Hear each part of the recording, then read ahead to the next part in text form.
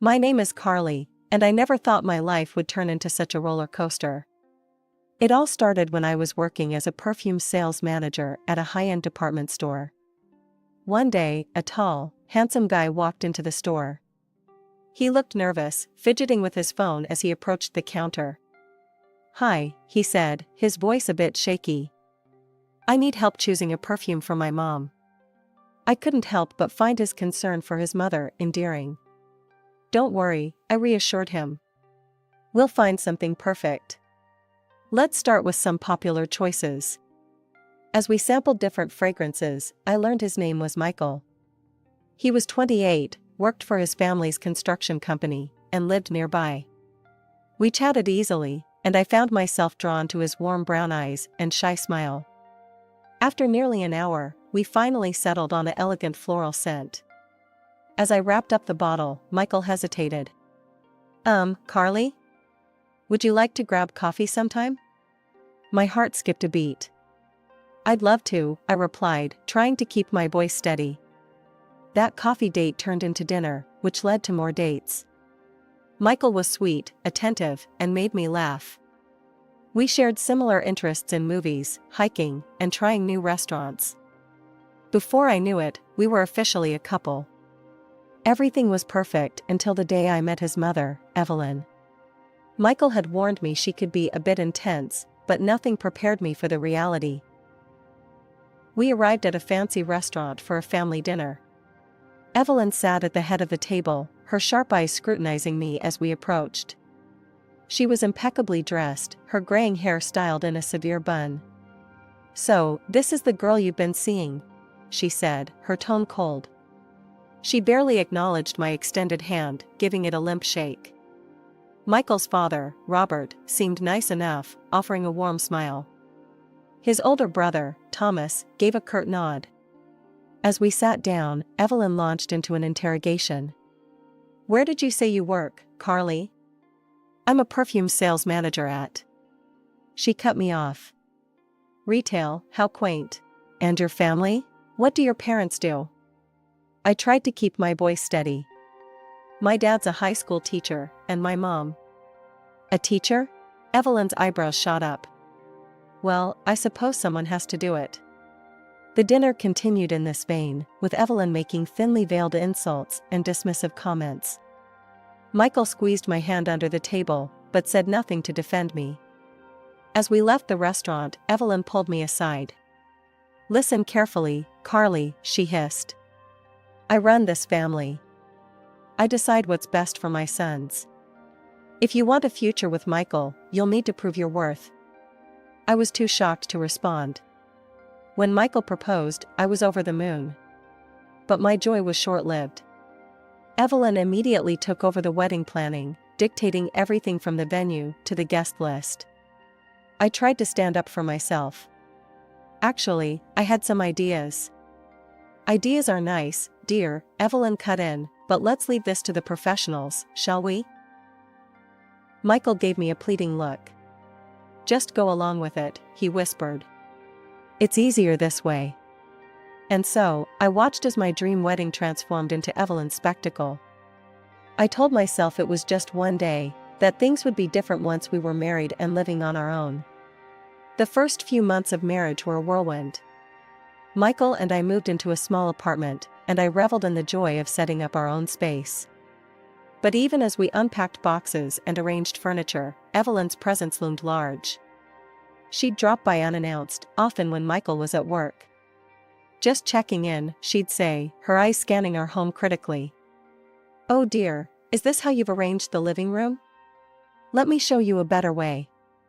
I'd grit my teeth and smile, reminding myself that she was just trying to help. But her help felt more like an invasion. One evening, as Michael and I were having dinner, my phone rang. It was my boss, offering me a promotion to senior sales manager. I was thrilled. It was the opportunity I'd been working towards for years. The next evening, we sat around Evelyn's dining table. The tension was palpable as she served a roast that looked perfect, but tasted like cardboard in my mouth. "Carly," Evelyn began, her tone sickly sweet. "Michael tells me you've been offered a promotion." "How nice." I nodded, trying to keep my voice steady. Yes, I'm very excited about it. Evelyn's smile tightened. Well, dear, I think it's time we discussed your future. Your real future. We need someone in sales, and with your experience, you'd be perfect. I took a deep breath. Evelyn, I appreciate the offer, but I'm happy in my current job. I don't want to leave it. The temperature in the room seemed to drop 10 degrees. Evelyn's eyes narrowed. I see. So, you don't consider yourself part of this family then? I felt my temper rising. With all due respect, Evelyn, you don't get to decide what's best for my marriage or my career. Evelyn stood up abruptly, her chair scraping against the floor. I think you need to reconsider your priorities, young lady. Michael, talk some sense into your wife. As she stormed out of the room, I turned to Michael, expecting support. Instead, he looked torn. Carly, maybe we should think about this. Mom knows what she's doing. The drive home was silent, filled with unspoken words and growing resentment. As I lay in bed that night, staring at the ceiling, I realized that my battle wasn't just with Evelyn. It was with the entire dynamic of this family I had married into. The tension in our home grew thicker with each passing day. One Sunday afternoon, we were all gathered at Evelyn's for a barbecue. I was in the kitchen, helping to prepare salads, when Evelyn's voice carried from the patio. It's such a shame, she was saying loudly. I remember Thomas's ex-wife. She was just as ungrateful as Carly. But I showed her the door. I kicked her out of this family myself. I felt my cheeks burn. Thomas, Michael's older brother, shifted uncomfortably. Mom, please, he muttered. But Evelyn was on a roll. I'm just saying, a woman should know her place. Isn't that right, Robert? Robert, Michael's father, just grunted noncommittally. I'd noticed he rarely spoke up against his wife. I couldn't take it anymore. I marched out to the patio, salad bowl in hand. Evelyn, I said, my voice shaking slightly, if you have something to say to me, why don't you say it to my face? The backyard fell silent. Evelyn's eyes narrowed. Fine. You want to know what I think? I think you're not good enough for this family. You're stubborn, you're disrespectful, and you're pulling Michael away from his responsibilities. I felt like I'd been slapped. Responsibilities? You mean being your puppet? Carly, Michael pleaded. Please, let's not do this here. I whirled on him. And you? When are you going to stand up to her?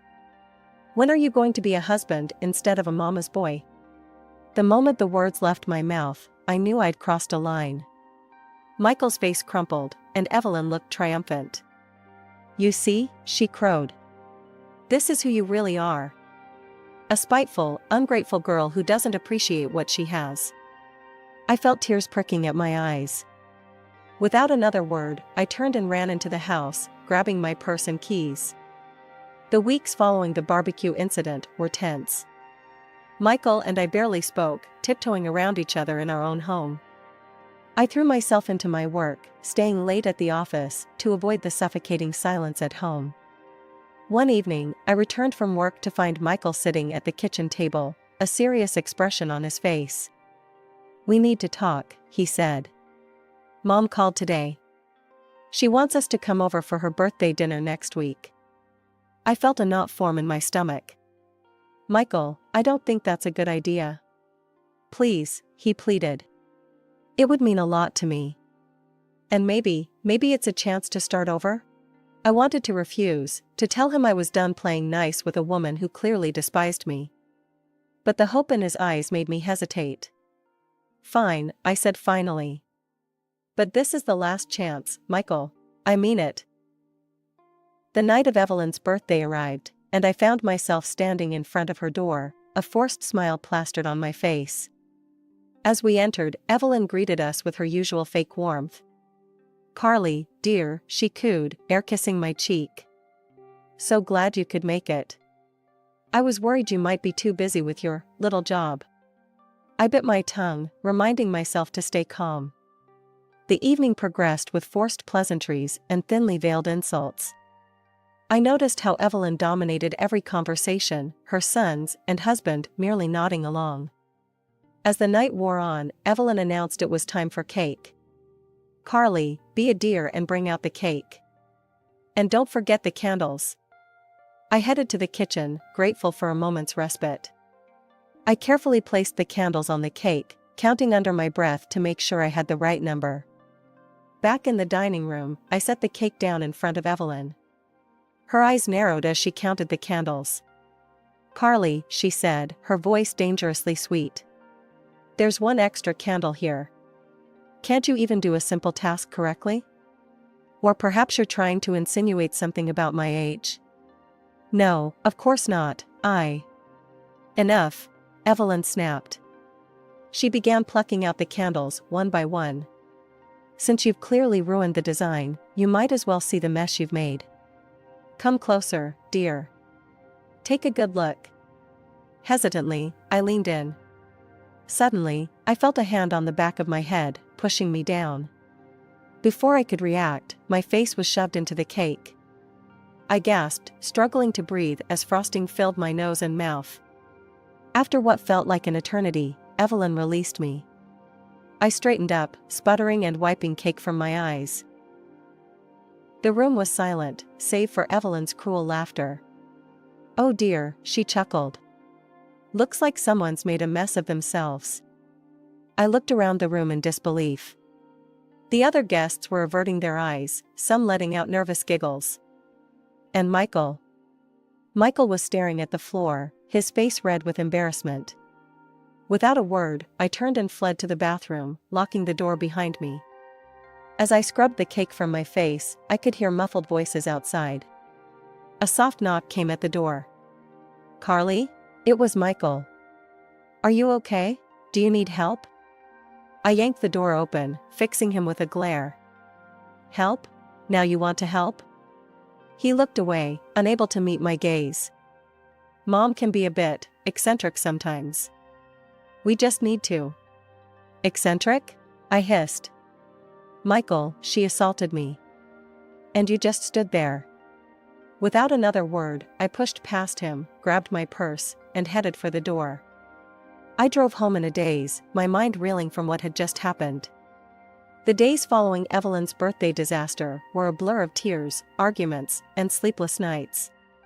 Michael tried to apologize, but his words rang hollow. I threw myself into work, staying late at the office and taking on extra projects. But even at work, I couldn't escape Evelyn's influence. One afternoon, as I was assisting a customer, I heard a familiar voice that made my blood run cold. "Excuse me, I'd like to speak to a manager."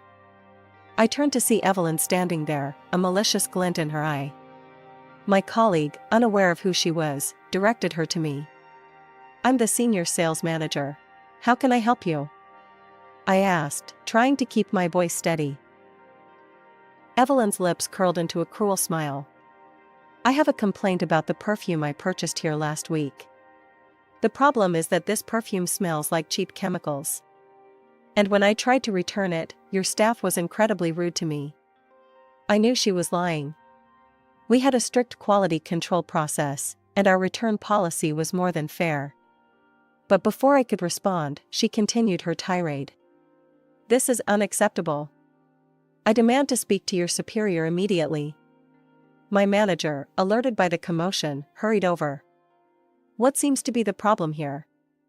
Evelyn launched into her fabricated story, painting me as an incompetent manager who had personally sold her a defective product and then refused to help. I tried to interject, to explain the situation, but my manager held up a hand to silence me. "I'm very sorry for your experience, ma'am. Please, come with me to my office. We'll sort this out immediately." As they walked away, Evelyn shot me a triumphant look over her shoulder. I stood there, humiliated and angry, as my colleagues whispered around me.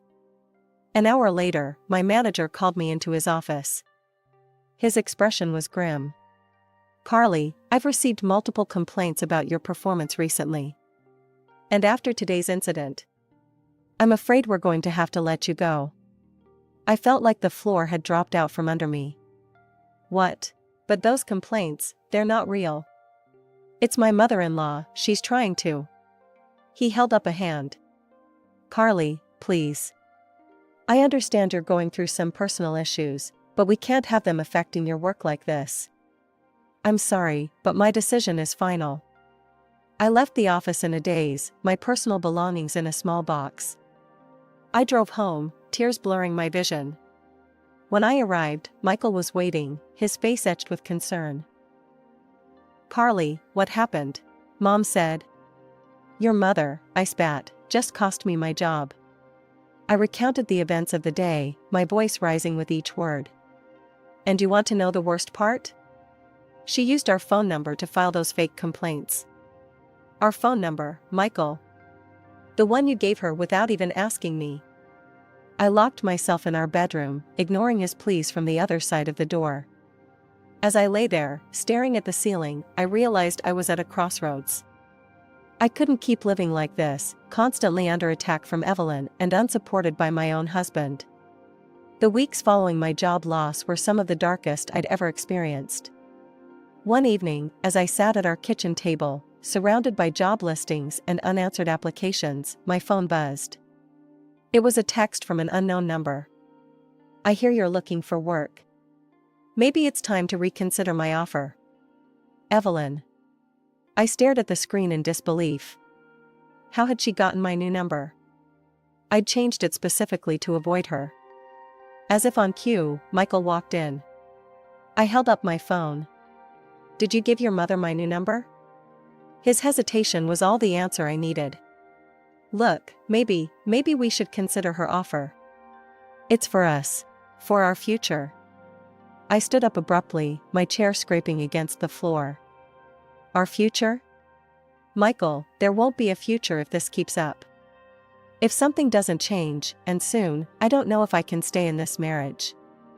The silence that followed was deafening. Michael looked stunned, as if he couldn't quite process what I'd said. Finally, he spoke, his voice barely above a whisper. I'll talk to her. I promise. Just, give me some time. I wanted to believe him, but I'd heard similar promises before. Still, what choice did I have? I nodded, not trusting myself to speak. The next day, I decided to take matters into my own hands. I couldn't wait for Michael to stand up to his mother. I needed to find a job, to regain some semblance of independence. I reached out to an old colleague who had started her own online perfume business. She was sympathetic to my situation and offered me a position as an online consultant. The pay wasn't great, but it was something, a lifeline in the storm. But Evelyn wasn't done with me yet. As Christmas approached, the annual family gathering loomed on the horizon. I dreaded it, knowing it would be another opportunity for Evelyn to belittle and humiliate me. The night before the gathering, Michael and I had another argument.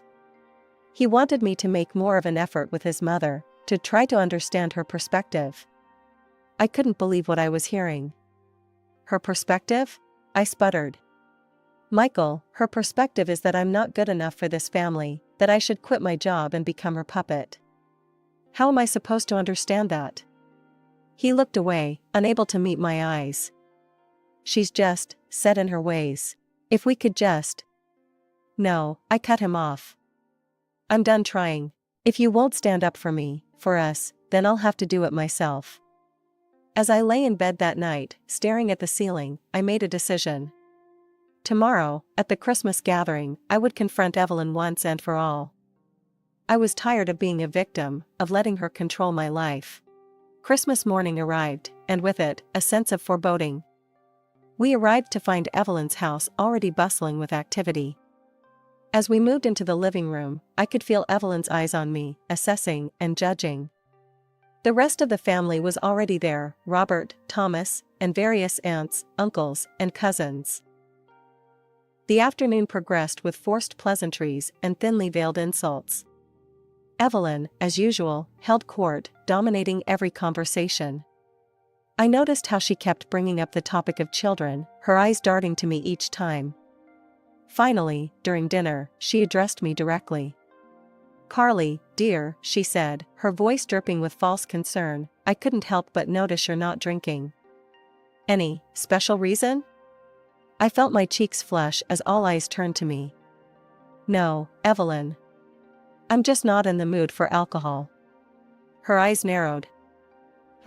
Well, I do hope you're not having difficulties in that area. It's just, well, you're not getting any younger. And with your career struggles, I thought perhaps you'd be focusing on more important matters by now.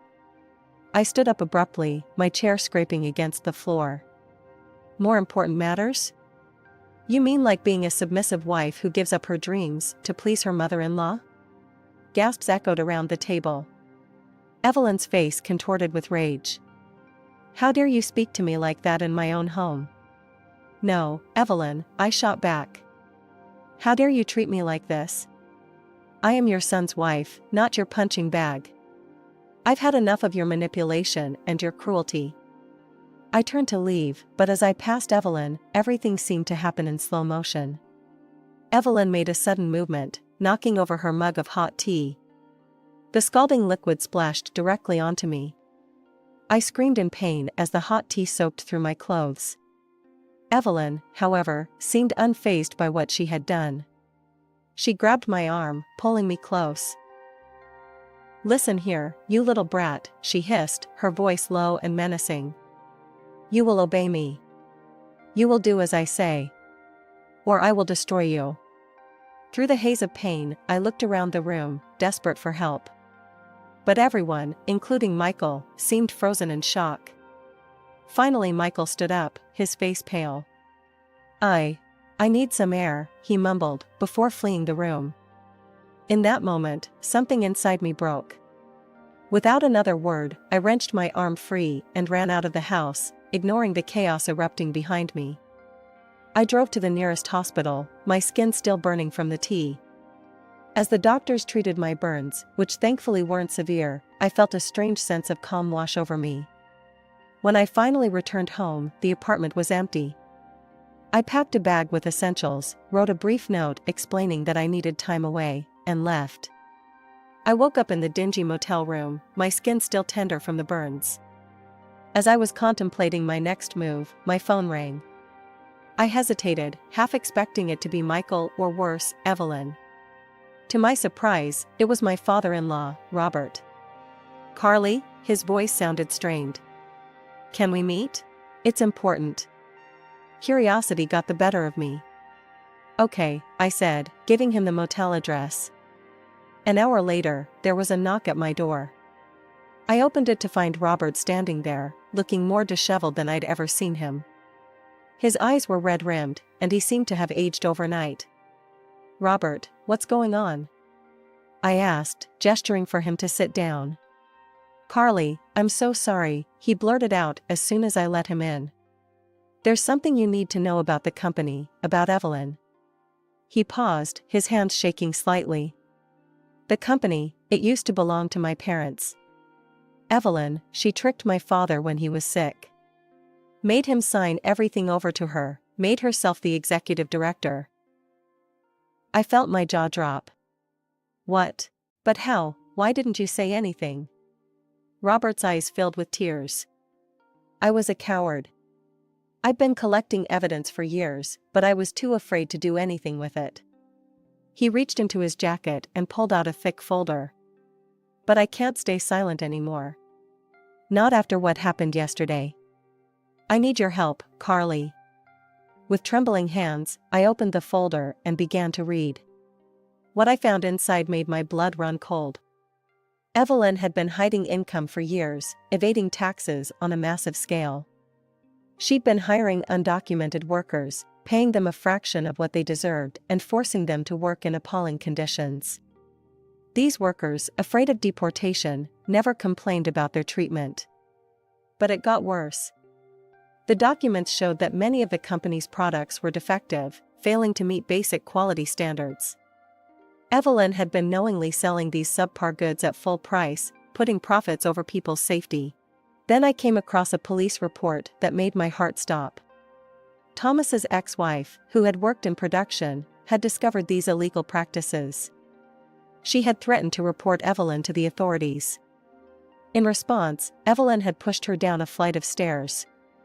The poor woman had sustained serious injuries, but Evelyn had intimidated her into silence. Shortly after, she had pressured Thomas into divorcing his wife. I looked up at Robert, my hands shaking. This is horrible.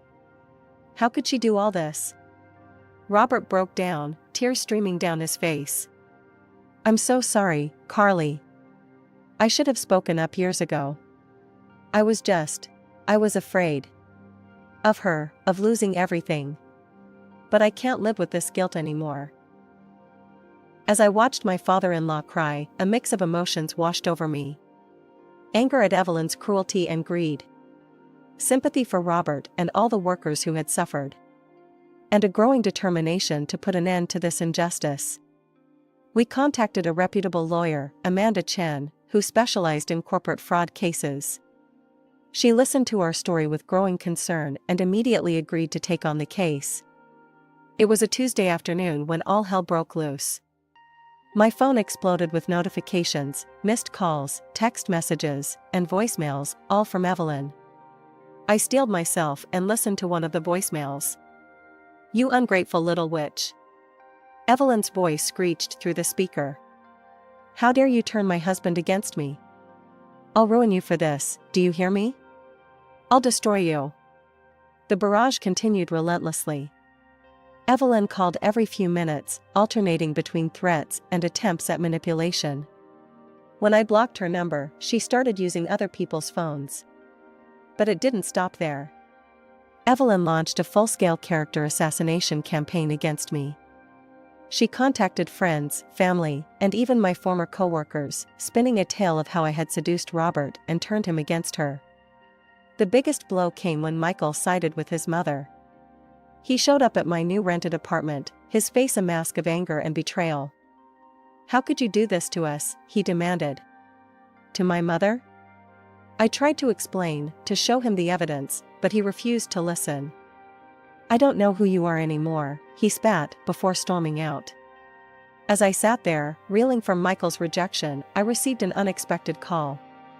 It was Thomas, Michael's older brother. Carly? It's Thomas. I heard what's happening. I want you to know, I believe you.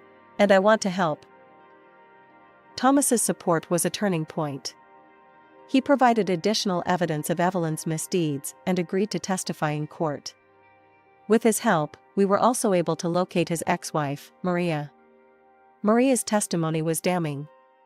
She recounted in detail the incident where Evelyn had pushed her down the stairs, as well as the subsequent threats and intimidation. As the trial date approached, Amanda worked tirelessly. She tracked down several of the undocumented workers Evelyn had exploited. Despite their fear, many agreed to testify, their stories painting a horrifying picture of abuse and exploitation. The trial was grueling. Evelyn's lawyers fought dirty, trying to discredit our witnesses and paint Robert and me as conspirators. But Amanda was brilliant, methodically presenting our evidence and dismantling the defense's arguments. The turning point came when Amanda presented the evidence of how Evelyn had manipulated Robert's father into signing over the company. The judge listened intently as Amanda argued for the annulment of the will. After what felt like an eternity, the judge made her ruling. The will was annulled, and ownership of the company was returned to Robert. Furthermore, the judge ordered a full investigation into the company's practices and Evelyn's personal finances. As the gavel fell, I felt a wave of relief wash over me. Robert broke down in tears beside me, while Evelyn's shrieks of outrage echoed through the courtroom. The aftermath of the trial brought sweeping changes to everyone involved. As soon as Robert took control of the company, Michael, true to his mother's influence, resigned from his position. He cut off all communication with his father, unable to forgive what he saw as a betrayal of his mother. Robert found unexpected support in Thomas. The father and eldest son, both having experienced Evelyn's manipulation firsthand, formed a strong partnership. Together, they began the arduous task of restructuring the company, determined to run it ethically and efficiently. The legal proceedings didn't end with the trial. Robert filed for divorce, a process that was surprisingly quick given Evelyn's fall from grace. In the settlement, he left her the house they had shared for decades. It was a generous gesture, considering everything that had happened. The court ordered a thorough audit of the company's finances, and the results were staggering. Years of creative accounting and tax evasion came to light.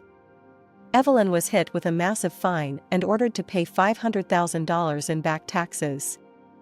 The house Robert had left her became her only asset, and she was forced to sell it to settle her debts with the tax authorities. Meanwhile, my own marriage had crumbled beyond repair. Michael's unwavering loyalty to his mother, even in the face of overwhelming evidence of her misdeeds, was something I couldn't comprehend or accept. We filed for divorce, and I felt a mixture of sadness and relief as I signed the papers. As I contemplated my next steps, Robert approached me with an unexpected offer. "Carly," he said, his voice warm with gratitude, "I know you've been through hell because of our family. But I want you to know that I consider you family still. We're rebuilding the sales department, and I'd like you to be a part of it. What do you say?" I was touched by his offer and, after some consideration, I accepted. Months passed, and slowly but surely, I found my footing. I learned to navigate the intricacies of the construction business, mastering the art of selling everything from lumber to specialized tools. My experience in luxury retail, surprisingly, proved valuable in dealing with high-end clients and custom projects. It was on a routine shopping trip that I had an unexpected encounter. As I turned down the cereal aisle, I froze. There, just a few feet away, stood Michael and Evelyn. They looked haggard, a far cry from the polished appearance they once maintained. Evelyn's voice, shrill and angry, carried clearly. "You weak-willed idiot," she berated Michael. "Can't you do anything right? I asked for the bran flakes, not this sugary garbage." Michael, his shoulders slumped, muttered an apology and reached for another box. I felt a pang of pity, seeing how their toxic relationship had endured and seemingly worsened. For a moment, I considered approaching them. But as I watched their dysfunctional interaction, I realized I had nothing to say. Instead, I quietly turned my cart around and left the store, leaving my shopping unfinished.